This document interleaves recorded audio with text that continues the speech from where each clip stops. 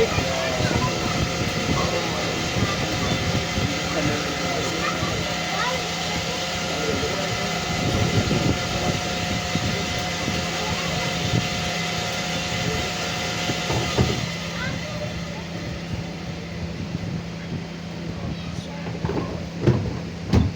پڑھے بابا سے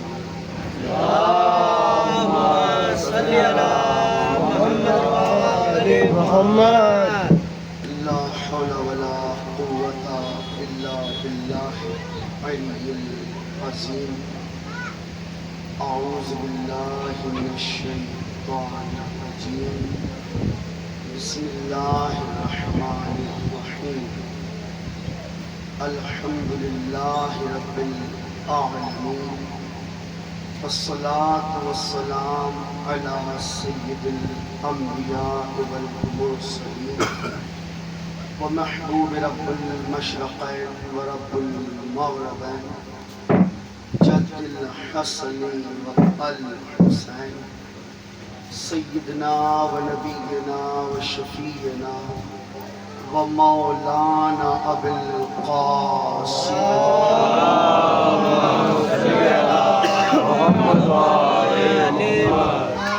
وعلى آله الطيبين الطاهرين المعصومين المظلومين المنتخبين المنتجبين ولعنة الله على أعدائهم أجمعين من يوم عداوتهم إلى يوم الدين بسم الله الرحمن الرحيم قل لا أسألكم عليه أجرا إلا المودة في القربى درود پڑھے بابا سے اللهم صل على محمد وآل محمد. یہ یقیناً گرمی ہے لیکن آپ ذکر حسین کی ٹھنڈک کو محسوس کرتے ہو اسی میں انشاءاللہ پھر اس گرمی کا احساس نہیں ہوگا اور اس گرمی میں بیٹھ کر ذکر اہل رسول کا اجر بھی پھر انشاءاللہ دو گنا ہو جائے گا. درود پڑھے بابا سے بلند اللهم صل على محمد وآل محمد. ارشاد رب العزت ہو رہا ہے قرآن مجید میں اللہ تبارک و تعالی فرما رہا ہے قل لا اسألکم علیہ اجرا الا المودۃ فی القربى. ارشاد خداوند عالم ہو رہا ہے قل کہہ دیجیے. اللہ اپنے رسول سے کہہ رہا ہے اپنے محبوب سے کہہ رہا ہے کہہ دیجیے کیا لا اسألکم نہیں کوئی سوال کرتا تم سے قل لا اسألکم علی ہے سوائے اس کے اجرت میں کیا ہے الا المودۃ فی القربى. رسول خدا صلی اللہ کہہ رہا ہے میرے حبیب کہہ دیجئے درود پڑھے بابا سے اللهم صل على محمد وآل محمد. اللہ رسول خدا کے ذریعے امت مسلمہ کو پیغام دے رہا ہے کہ میرے حبیب ان لوگوں سے کہہ دیجئے میں رسالت کی اجرت میں آپ سے کچھ نہیں چاہتا سوائے اس کے کہ میری اہل بیت سے میرے قرابت داروں سے مودت کرو. آیت آئی ہے اس وقت جب رسول خدا نے اسلام کی دعوت دی لوگ مسلمان ہو گئے کلمہ پڑھ کے صاحب ایمان ہو گئے جاہل تھے نیک انسان بن گئے کافر تھے مسلمان بن گئے جو جھوٹے تھے وہ سچے بن گئے جو خیانت کرنے والے تھے وہ امانت دار ہو گئے. جب اسلام کا بول بالا ہونے لگا تو تمام صحابہ اکٹھا ہو کر رسول خدا کی خدمت میں حاضر ہوئے. اب مثلا مثال کے طور پر اپنے اپنے معیار کے مطابق اپنی اپنی حیثیت کے مطابق تحفے میں کچھ لے کے آئے. مثلا کسی صحابی نے کوئی انگوٹھی دے دی لے کے آئے. مثلا کسی صحابی نے رومال لے لیا کسی نے قلم کسی نے کچھ. مثلا سرکار آپ کا احسان ہم کافر تھے آپ نے مسلمان بنا دیا ہم جاہل تھے آپ نے نیک انسان بنا دیا ہم ان پڑھ تھے آپ نے ہمیں پڑھایا یعنی کافی ساری باتیں رسول خدا کے سامنے پیش ہی بتاتے ہیں کہ سرکار آپ کا یہ احسان ہے، یہ احسان ہے، اور سارے احسان گنوا کر کے کہ سرکار ہم اس اجرت میں آپ کو اپنی طرف سے تحفے دینا چاہتے ہیں۔ فوراً آیت نازل ہو گئی، حبیب ان لوگوں سے کہہ دیجئے میں رسالت کی اجرت میں کچھ نہیں چاہتا۔ پھر کیا چاہتا؟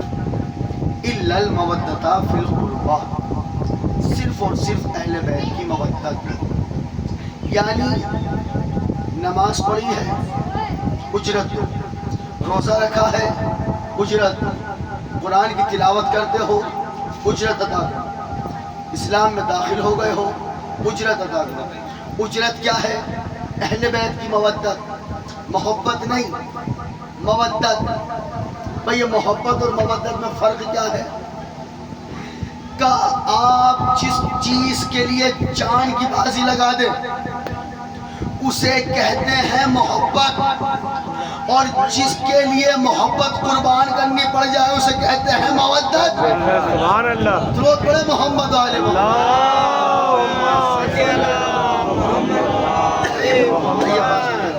آئیے درود پڑھے ایک مرتبہ اور جلدی جان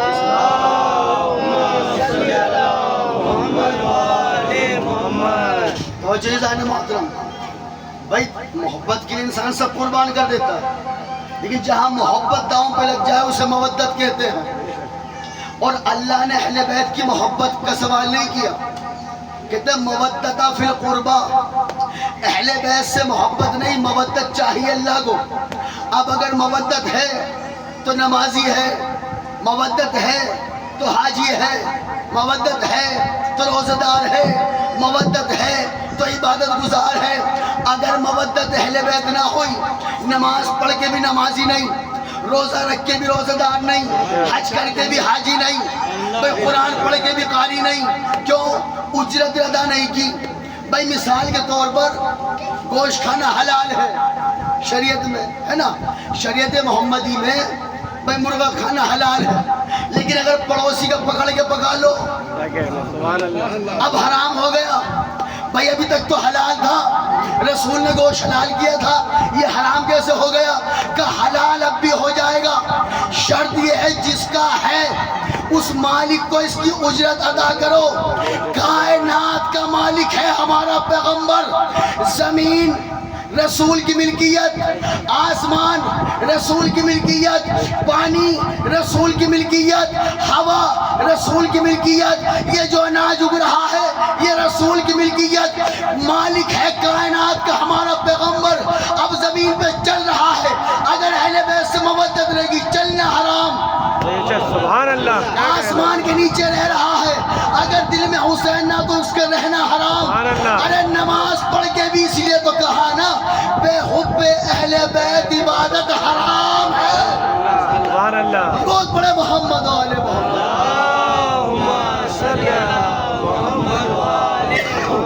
جیدان محترم، اگر دل میں 5 نہ ہو تو 14 تک نہ ہے، 5 تک تو آنا ہی ہے، کچھ بھی نہ ہو انسان 5 کو تو مان ہی لیتا ہے۔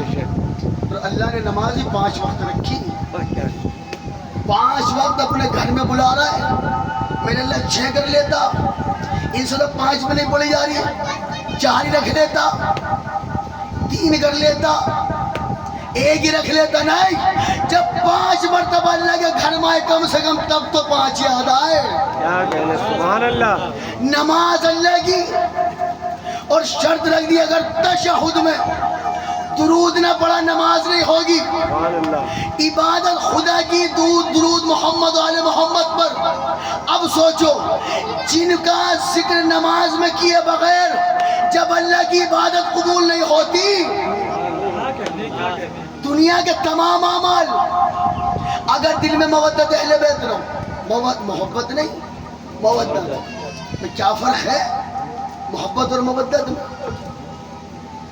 یوں سمجھ لیجیے، آپ نے مجلس کا اعلان کیا جی، مثلا عباس بھائی نے اعلان کیا بھائی کل دکشن پوری میں، مثلا خانپور تگلی کربلا میں مجلس اعزا ہوگی، اور فلاں صاحب اپنے یوٹیوب چینل پر لائیو بھی چلائیں، ایسی ہے جی، کچھ کچھ لائیو دیکھیں گے، کچھ سارا کام چھوڑ کے کربلا میں آ جائیں گے۔ بھائی جنہوں نے گھر بیٹھ کے مجلس دیکھی انہیں محبت ہے، جو چل کے آ گئے انہیں مودت ہے۔ اور جائزان محترم، بھائی مثال کے طور پر گھر میں چھوٹا بچہ ہے، چوٹ لگ گئی، ماں باپ نے اٹھایا، خون کو صاف کیا، مرہم لگایا، دوائی کھلائی، ڈاکٹر کے پاس لے گئے، ایسی ہے نا؟ کیا ہے؟ یہ ماں کی باپ کی اپنی اولاد سے محبت ہے۔ لیکن وہی بیٹا محرم کی 10 تاریخ کو کما لگا کے آیا، اب ماں نہیں کہہ رہی کہ مرہم لگاؤ، اب باپ نہیں کہہ رہا کہ اسے دوا کھلاؤ، کیوں کہ کل تک اولاد سے محبت تھی، آج حسین سے مودت ہے۔ درود پڑھے محمد و آل محمد۔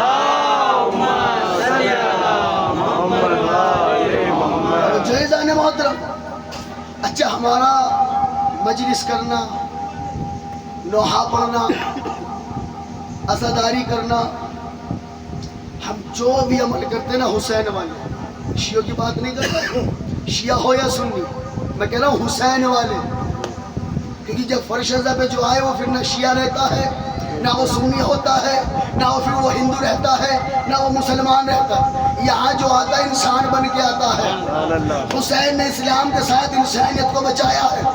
اب میں سب حسینی والوں کی طرف سے کہہ رہا ہوں، جتنے بھی حسینی ہیں ان کی نماز، روزہ، حج، زکوٰۃ، عزاداری، اصول دین، فروع دین، تولا، تبرع، سب کچھ ہمارا جو ہے رسول کی وجہ سے ہے۔ آپ کہیں گے مجلس حسین کی رسول کی وجہ سے کیسے؟ کہ ہم نے حسین کو بھی مانا تو رسول کے کہنے پہ مانا۔ بھائی رسول نے کہا یہ میرا نواسہ ہے تو مانا، رسول نے کہا یہ میرے صحابہ ہیں تو مانا، رسول نے کہا یہ میری بیویاں ہیں تو مانا، رسول نے کہا یہ میرا ولی ہے تو مانا۔ ارے ہم نے تو اللہ کو بھی مانا تو رسول کے کہنے پہ مانا۔ سبحان اللہ۔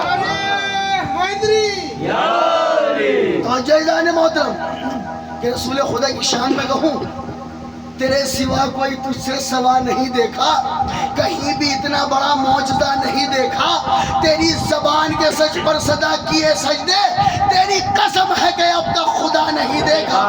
سبحان اللہ۔ درود پڑھے محمد و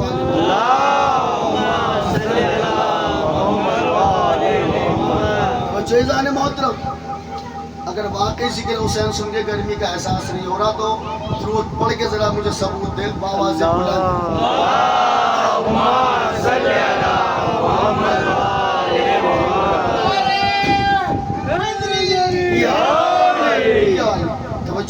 محترم، یہاں جو آ رہا ہے ذکر حسین میں وہ حسین والا ہے، یہاں مذہب کی قیدی نہیں، فرقوں کی قیدی نہیں، کیونکہ ہم اس نبی کے ماننے والے ہیں جو روز رسول خدا پہ کوڑا پھینکتی تھی نا۔ جب رسول خدا اس کے گھر گئے ہیں نا، سنی بیمار ہے، رسول نے جا کے اس کا مذہب نہیں پوچھا، طبیعت پوچھی۔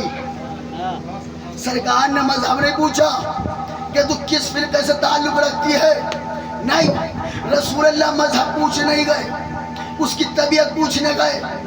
بیمار ہو گئی تو دعا کی ہے۔ بھئی جو کام نانا نے کیا تھا وہی نواسہ کر رہا ہے، نواسے نے بھی فرش اعزا بچھوا کر اب تمام انسانیت کو اکٹھا کر کے دربار میں بلایا، اور تبرک بانٹنے والا پوچھتا نہیں کس فرقے سے ہے، سبحان اللہ، اور لینے والا یہ دیکھتا نہیں کہ بانٹ کون رہا ہے۔ بھائی توجہ رکھیے گا، یہاں تو اللہ کا دربار، ہندو بھی ہاتھ پھیلائے بھگوان کہہ کے مانگے، عیسائی بھی ہاتھ پھیلائے گوڈ کہہ کے مانگے، مسلمان بھی ہاتھ پھیلائے اللہ کہہ کر مانگے، یا دوسرا حسین کا دربار، بڑے سے بڑا کروڑ پتی بھی ہاتھ پھیلا کے کہہ رہا مجھے بھی دے دو۔ سبحان اللہ۔ درود پڑھے محمد و آل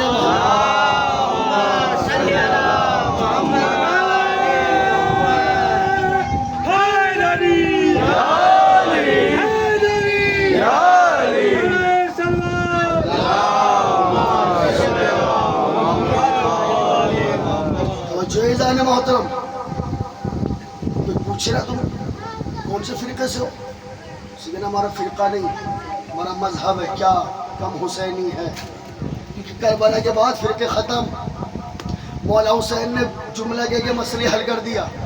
دیکھیے رسول خدا نے کہا تھا کہ میرے جانے کے بعد میری امت میں 73 فرقے ہوں گے، جی ایک جنت جائے گا، اور جون سا جنت جائے گا رسول نے نام بتایا نہیں۔ جب رسول نے نہیں بتایا تو ہم کون ہیں؟ اللہ جانے، اس کا رسول جانے، لیکن رسول نے کہا ایک جنت جائے گا، 72 جہنم جائیں گے۔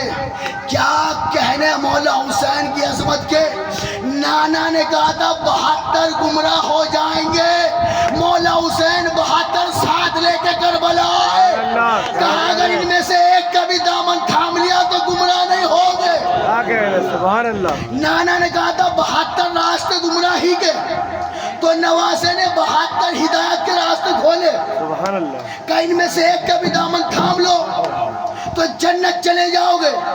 اب ہمیں یہ تو پتہ نہیں جنت میں فرقہ کون سا جائے گا، اللہ جانے، ہمیں نہیں پتہ جنتی کون ہے، جسے ہم مان رہے ہیں نا وہ جنتی نہیں، جنت کا سردار۔ کیا کہنے، سبحان اللہ۔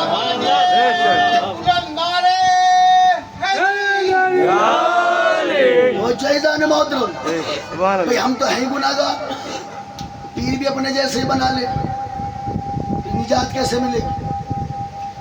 ہم نے امام اسے مانا جس کے لیے رسول خدا نے کہا میرے حسن حسین جنت کے سردار ہیں، جو آج ہر مسجد میں پیش امام جمعے کے دن خطبہ پڑھتے، وہ بھی پڑھتے الحسن والحسین سید الشباب اہل جنہ، سب مسلمان بھائی کہتے ہیں۔ اب جس کا سردار حسین ہو، نوکر کو کیسا ہونا چاہیے؟ بھئی سردار جنت کا سردار ہے تو نوکر جنتی ویسے ہی ہو جائے گا۔ لیکن جتنے بھی حسین والے کوئی تاج سجا رہا ہے، ہمارے سنی بھائی بھی سجا رہے ہیں، اللہ شیعہ سنی سارے مسلمان بھائیوں کو سلامت رکھے، جو بھی تاج سجا رہا ہے، کوئی علم سجا رہا ہے، کسی ایک بندے سے پوچھ کے بتاؤ بھئی تازیہ کس لیے سجایا؟ جنت کے لیے؟ کہے گا نہیں، حسین کی محبت میں۔ علم کیوں سجایا؟ جنت کے لیے؟ کہے گا نہیں، مولا عباس کی محبت میں۔ یہ سارے شیعہ سنی مسلمان بھائی جو بھی محرم داری کر رہا ہوں، ان سب کی طرف سے جملہ کہہ رہا ہوں کہ حقیقی عشق کرتے ہیں، ریاکاری نہیں کرتے، کبھی جنت کے لالچ میں آزاداری نہیں کرتے۔ سبحان اللہ۔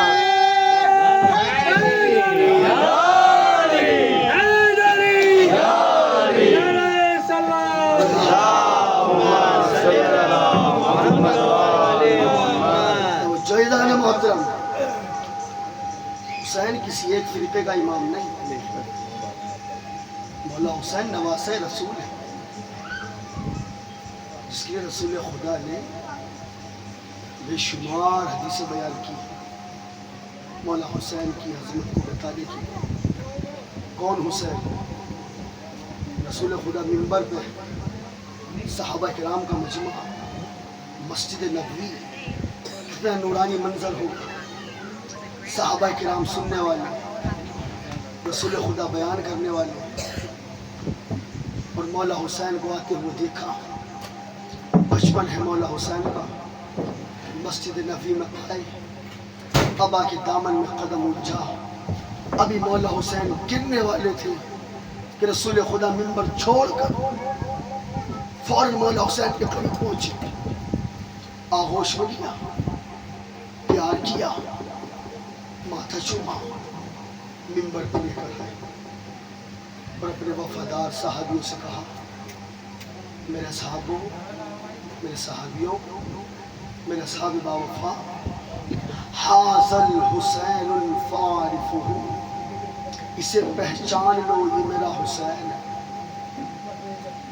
جس حسین کو رسول خدا مسجد نبوی کی منبر سے پہچانواتے ہیں کہ دیکھو یہ حسین ہے، اسے پہچان لو۔ جس حسین کو رسول خدا شانوں پہ بٹھا کر مدینے کی گلیوں میں لاتے ہیں تاکہ امت سمجھ لے کہ حسین کی عظمت کیا ہے، جس کی عظمت کا عالم یہ ہے کہ اگر نانا سجدے میں ہو اور مولا حسین پشت پہ آگے بیٹھ جائے، تو حکم خدا ہوتا ہے کہ حبیب جب تک حسین نہ اتر جائے سجدے سے سر نہ اٹھانا. جس حسین کے لیے اللہ کو یہ گوارا نہ تھا کہ رسول کی پشت سے اتار دو، اللہ جانے جب وہ گھوڑے سے گرا ہوگا. مولا حسین کو پانے کے لیے ماتم کرنا ضروری نہیں. ارے آنکھ سے آنسو نکل جائے تو رسول خدا راضی ہو جاتے ہیں. حسین کی محبت دل سے، جہاں رسول کو یہ گوارا نہیں کہ میں اپنی پشت سے ہٹا دوں حسین کو. جب وہ حسین کربلا کی خاک پر 3 دن کا بھوکا پیاسا، ارے جس حسین کا مقام یہ تھا نانا شانوں پہ بٹھا کر سواری کراتا تھا، وہ حسین کربلا کی خاک پر 3 دن کا بھوکا پیاسا، نہ کوئی غسل دینے والا، نہ کوئی دفن کرنے والا، نہ کوئی جنازے پڑھنے والا. عزادار و پنجتن ایک مرتبہ گھر میں اکٹھا تھے. جبریل نازل ہوئے، رسول خدا کو سلام کر کے کہتے ہیں یا رسول اللہ، اللہ نے درود و سلام کے بعد آپ کو یہ کچھ تحفہ بھیجا ہے. اب جو دیکھا کیا ہے؟ کہ جنت کا کفن لے کے آیا ہوں. رسول نے پوچھا جبریل کیا کرنا ہے؟ سرکار اس کے 5 حصے کیجئے. ایک کفن آپ کا ہے، ایک کفن علی کا ہے، ایک کفن جناب سیدہ کا ہے، بچے 2 کفن. جبریل کہتے ہیں یہ 2 کفن امام حسن کے ہیں. حسین کو کفن کا ایک ٹکڑا بھی نہیں. بی بی فاطمہ نے تڑپ کے کہا بابا جان، حسن اتنا امیر، اسے 2 کفن مل گئے، حسین میرا اتنا غریب، ایک کفن بھی نہ آ سکا. رسول اللہ نے تڑپ کے کہا شہزادی، کفن اسے دیا جاتا ہے جسے کوئی غسل دلانے والا ہو. کہا تمہارا لال حسین کربلا کی خاک پر مارا جائے گا. مارا گیا سیدہ کا لال، بچ گیا مذہب اسلام، شہید ہو گیا ابو طالب کا گھرانہ. اللہ لعنت اللہ علیہ.